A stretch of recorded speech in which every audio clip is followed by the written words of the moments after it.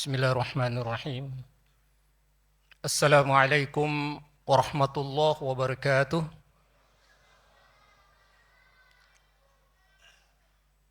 Alhamdulillahilladzi binikmatihi tatimmus salihat. Asyhadu an la ilaha illallah wahdahu la syarikalah wa asyhadu anna Muhammadan abduhu wa rasuluh. Allahumma salli ala sayyidina Muhammad wa ala alihi wa ashabihi ajma'in, amma ba'd. Hadirin yang kami muliakan,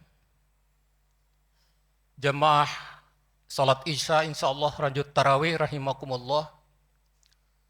Malam ini kita memasuki malam 1 Ramadan. Suatu rentang waktu yang sangat mulia dan dimuliakan oleh Allah Subhanahu wa taala. Bulan yang di dalamnya penuh dengan rahmat dan maghfirah. Mudah-mudahan kita semua dapat menjalaninya dengan rasa bahagia, yakin, dan penuh syukur kepada Allah. Karena, saudaraku, kalau kita mau urut ke belakang, sesungguhnya malam ini adalah jawaban dari doa-doa kita yang kita panjatkan pada akhir Ramadan tahun lalu. Bukankah pada saat itu kita berdoa dengan sepenuh jiwa kita? Doa yang sangat tulus, penuh harapan, memenuhi rongga dada kita, membuat air mata kita itu bergulir. Kita berdoa dengan sungguh-sungguh kepada Allah agar usia kita dipertemukan dengan Ramadan tahun ini. Dan malam ini Allah memberikan jawabannya. Alhamdulillah, ternyata doa kita yang kita panjatkan setahun yang lalu, ini buktinya kita diizinkan oleh Allah untuk mendatangi Ramadan 1447 Hijriah. Lantas akankah kita mensia-siakan kesempatan yang maha mulia ini? Akankah kita biarkan waktu kita sama dengan waktu-waktu yang sering kita lalui sebelum Ramadan ini tiba? Saudaraku, ada satu doa malaikat Jibril yang diaminkan oleh Rasulullah.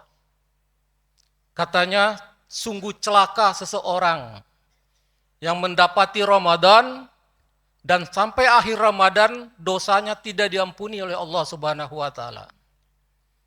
Para ulama menjelaskan bahwa orang seperti ini adalah orang yang membiarkan Ramadan begitu saja.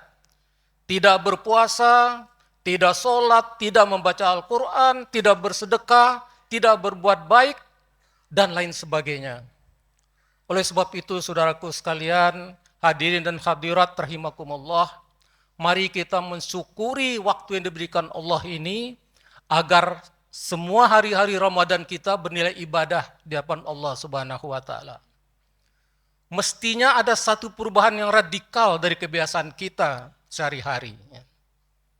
Kalau selama ini kita hanya menganggap masjid ini hanya tempat orang-orang yang pergi melepaskan kewajibannya. Selama ini kita melihat kitab Al-Quran yang berjajar-jajar itu tidak bermakna apa-apa. Selama ini kalau kita lewat depan masjid ini, kita lihat kotak-kotak infak yang terpasang di situ, tidak membuat hati kita bergetar untuk mencoba mengisinya. Padahal ada satu riwayat yang sahih. Ada satu dialog, sepotong dialog antara Nabi Musa dan Allah Subhanahu wa taala. Ya Allah, katanya, amal apa yang paling engkau cintai dari hamba-hambamu? Apakah sholatku, qiraat Al-Qur'anku, hajiku, puasaku, dan lain sebagainya? Ternyata Allah itu menjawab, yang amal yang paling disukai itu adalah sedekahmu. Karena sedekah itu akan memberikan kebahagiaan kepada banyak orang. Sementara ibadah-ibadah yang kita sebutkan terdahulu hanya untuk diri kita sendiri. Sholat untuk diri kita, membaca Al-Quran untuk diri kita, dan lain sebagainya. Oleh sebab itu, saudaraku sekalian, mari sekali lagi kita isi Ramadan kita ini dengan segala sesuatu yang bernilai ibadah di hadapan Allah. Ada 3 sabar yang dianjurkan oleh agama kita, yang harus kita miliki. Yang pertama, kita sabar menjalankan perintah Allah. Bisa jadi kita banyak cobaan, kita malas ke masjid, malas untuk bangun di ujung malam, malas untuk bersedekah, dan lain-lain kebaikan. Selalu ada godaan dari iblis. Hal seperti ini harus kita lawan dengan kesabaran. Harus kita lawan, tidak boleh bermukim terus dalam jiwa kita. Sabar menjalankan perintah Allah. Kemudian yang kedua, kita harus sabar menjauhi larangan Allah. Begitu banyak cobaan yang kita hadapi dalam kehidupan kita dewasa ini. Kemanapun kita menengok, kemanapun kita berjalan, kita akan dihadapkan pada cobaan, pada gangguan yang akan merusak iman kita. Tidak ada satu ruang pun yang kosong dari cobaan Allah. Jalan di mall, setiap langkah kita akan diuji oleh Allah. Pandangan kita, pendengaran kita, dan lain sebagainya. Oleh sebab itu kita harus sabar melawan ini, saudaraku. Dengan puasa ini kita harus sabar melawan ini. Tidak boleh ada lagi gangguan yang akan melarang kita untuk melangkah ke masjid. Tidak boleh lagi ada godaan yang menghambat kita untuk melaksanakan sholat. Tidak boleh lagi ada gangguan yang melarang kita, menghambat kita untuk membaca Al-Quran. Dan yang ketiga, kata agama kita adalah sabar dalam menerima cobaan Allah. Cobaan ini juga datang bersilih berganti, baik dalam bentuk gangguan fisik, keamanan, bully, fitnah, dan lain sebagainya. Kita harus sabar. Kita anggap semua itu datang dari Allah, dan kita diberi senjata yaitu sabar. Innallaha ma'as sabirin. Sesungguhnya Allah itu bersama orang-orang yang sabar. Oleh sebab itu, jangan berkecil hati apabila suatu hari kita diuji dengan godaan-godaan, gangguan-gangguan seperti ini. Bahkan kami sendiri sebagai pengurus masjid saat ini juga sedang diuji. Ada fitnah yang kami terima, ada mosi-mosi apa itu, tapi seperti surat kaleng. Tidak ada tanda tangan, tidak apa-apa. Itu semua datang dari Allah. Dan kita sudah dibekali dengan senjata yang paling ampuh, itu sabar. Innallah ya ayyuhallazina amanu ista'inu bis-sabri was-shalah. Wahai orang yang beriman, jadikanlah salat dan sabar itu sebagai penolongmu. Ini firman Allah, jadi bukan kata Rasulullah. Berarti ini harus kita yakini betul, saudaraku sekalian. Oleh sebab itu, jangan lewat nilai-nilai puasa, nilai Ramadan, jangan sampai kita abaikan. Jangan sampai kita lewati. Mari kita penuhi masjid ini. Meskipun malam ini kami lihat masjid penuh, di belakang sana insya Allah penuh, tapi saya yakin bagi orang-orang yang kuat, yang ingin memanfaatkan Ramadan yang sebaik-baiknya, sampai Ramadan pasti akan tetap penuh. Tapi kita lihat nanti, saudaraku, apakah ada orang-orang yang tersisih pada babak penyisihan? Oleh sebab itu kita ingatkan dari sekarang, dari malam pertama Ramadan, ayo kita kuatkan. Kita saling ingat mengingatkan dalam kebaikan. Jauhkan kita dari kebiasaan-kebiasaan mencerca, memfitnah orang lain. Karena sesungguhnya yang diuntungkan adalah orang yang difitnah. Dan dirugikan adalah orang yang fitnah. Hadirin sekalian, ada satu riwayat yang sahih. Di zaman Rasulullah, ada dua orang bersaudara masuk Islam, mengucapkan dua kalimat syahadat. Dua-duanya taat kepada Allah, istiqomah dalam kebaikan. Tapi yang satunya wafat dalam peperangan, syahid. Dan tahun berikutnya, yang satunya itu baru wafat. Bukan dalam peperangan, tapi di tempat tidurnya, meninggal di tempat tidurnya. Kemudian Allah memberikan informasi kepada satu orang sahabat, bahwa yang duluan masuk surga itu adalah yang mati di tempat tidur, bukan yang syahid tadi. Karena ini merasa aneh, sahabat ini melapor kepada Rasulullah. Ya Rasulullah, dalam mimpiku aku melihat bahwa sesungguhnya yang masuk surga dulu adalah yang meninggal di atas tempat tidurnya. Mengapa tidak yang syahid ya Rasulullah yang masuk surga lebih dahulu? Ternyata Rasulullah menjawab, bukankah dia sebelum wafat dia melewati satu Ramadan? Dia telah beribadah dalam satu Ramadan, di mana yang saudaranya sudah wafat lebih dulu tidak mendapati Ramadan ini. Dan dia ini mendapati Ramadan ini. Ternyata dia lebih dulu masuk ke dalam surga daripada saudaranya yang meninggal dalam peperangan. Ini menunjukkan, wahai saudaraku sekalian, betapa tinggi nilai ibadah yang kita lakukan dalam Ramadan ini karena Allah Subhanahu wa taala. Dalam hadis Rasulullah, "Man shoma Ramadan imanan wahtisaban, ghufira lahu ma taqaddama min dzanbi." Barang siapa yang berpuasa dalam Ramadan karena iman dan mengharapkan pahala dari Allah Subhanahu wa taala, maka akan diampuni dosa-dosanya yang telah lalu, yang telah bertahun-tahun kita buat dosa kita, kekeliruan kita. Oleh sebab itu, sekali lagi manfaatkan Ramadan ini. Dalam hadis lain juga Rasulullah mengatakan, "Man qama Ramadan imanan wahtisaban, ghufira lahu ma taqaddama min dzanbi." Barang siapa yang menghidupkan malam-malam Ramadannya dengan bertarawih karena iman dan mengharapkan ridha Allah dan mengharapkan pahala dari Allah, akan diampuni dosa-dosa yang telah lalu. Jadi ada dua, puasa, tarawih. Jangan tinggalkan yang dua ini, jangan tinggalkan. Siapa tahu ini Ramadan terakhir kita. Oleh sebab itu, saudaraku sekalian, mukmin dan mukminat, untuk mendukung semua ini, kami di Masjid Nurullah telah menyusun satu rencana kegiatan Ramadan untuk mendukung kita semua. Yang pertama, tiap malam kita akan mengadakan tarawih ini. Kami mengundang saudaraku semua dengan penuh hormat, penuh harap, datanglah ke masjid untuk bertarawih bersama. Untuk sholat 5 waktu di sini, datanglah. Karena amal yang paling dicintai Allah terkait sholat ini adalah sholat fardu. Apa yang dipardukan oleh Allah Subhanahu wa taala. Jangan kita tarawih oke, puasa oke, tapi sholat fardu kita tinggalkan. Oleh sebab itu, tiap malam kita ada tarawih.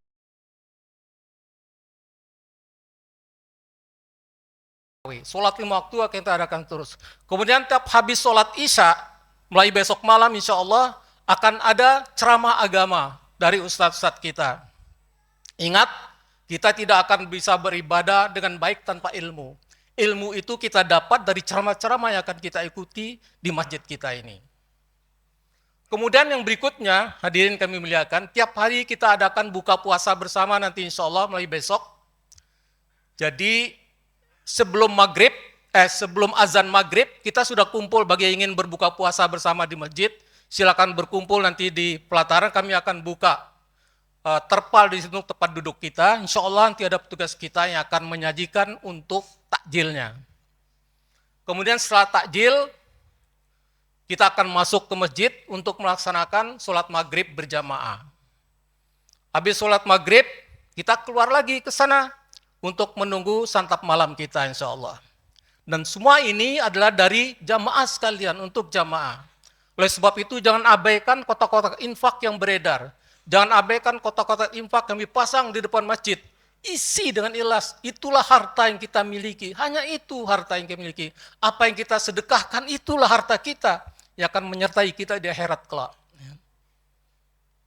Nah, hadirin sekalian, setelah tarawih, maka insya Allah juga nanti pada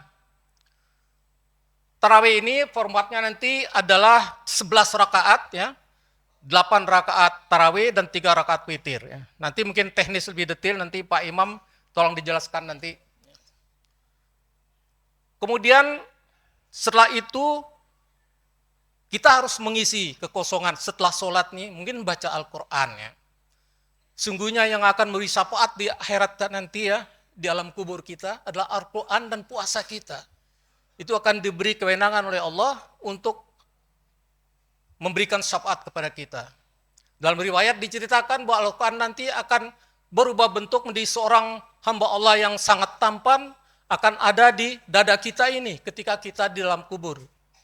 Malaikat yang datang meriksa kita bertanya, siapa kamu? Pergi, aku mau ada urusan yang ahli kubur ini.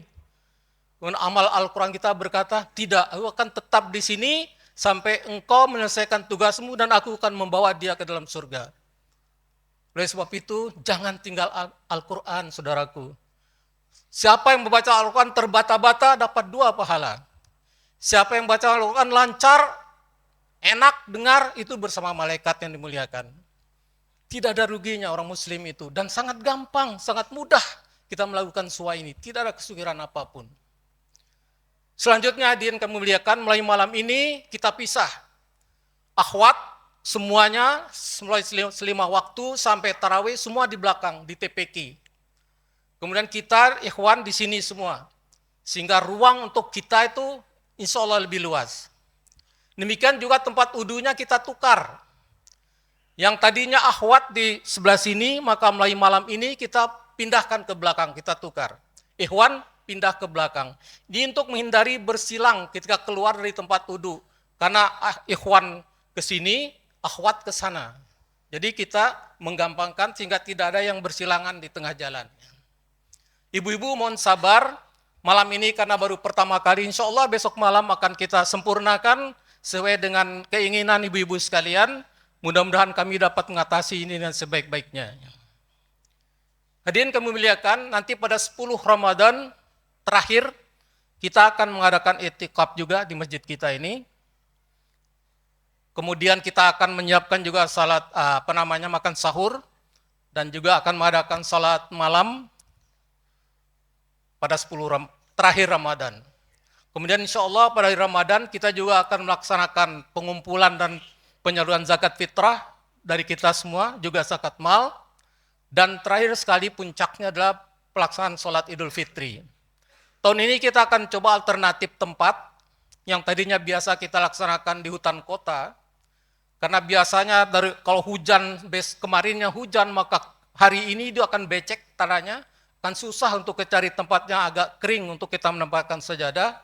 Maka tahun ini kita akan coba mencari alternatif tempat, nanti akan kami infokan kemudian. Atau kalau hujan misalnya tidak bisa lagi ada tempat lain, maka qadarullah kita akan kembali ke masjid ini, kita coba optimalkan sampai ke mall, ke depan Azko itu. Kita akan coba buat sub di situ, sehingga seluruh jamaah kita akan terpenuhi. Hadirin kami muliakan, serta inilah informasi yang perlu kami sampaikan untuk kita semua. Mari kita ramaikan masjid ini, kita makmurkan masjid ini, baik dengan cara beribadah di dalamnya, membaca Al-Quran, juga berpuasa di dalamnya menunggu waktu-waktu sholat berikutnya, dan juga membiasakan diri kita perubahan. Hal-hal yang tadinya tidak bermanfaat yang kita lakukan, kita tinggalkan selama Ramadan ini. Mari kita buat sesuatu yang berorientasi kepada akhirat kita, yang akan ditanya oleh Allah.